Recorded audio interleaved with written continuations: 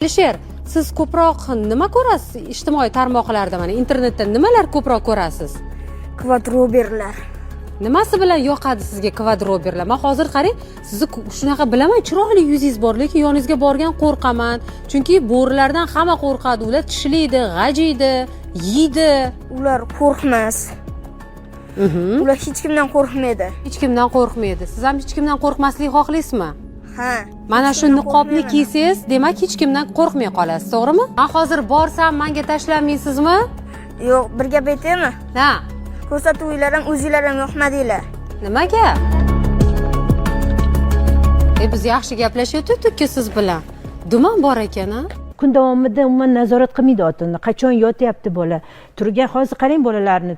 Uyqudan turgan zahoti telefon, tualetda ham kechirasiz biz telefon, ovqatlanayotgan paytda ham telefon, yotishdan oldin ham 2 soat telefonda yotadi. Yaqinda Milliy bog'da aylanishga chiqqanimda ham men xuddi shunaqa, faqat to'ra oyoqlab yurmadi, u bolakay niqob kiyib olgan. Men ataylab chaqirib so'radim. Bunaqa yurishing nimaga? Men dedim, anaqa shunaqa o'xshagim kelyapti. Hayvonlarga o'xshab taqlid qilgim kelyapti. Chunki odam sifatida men hech kim emasman.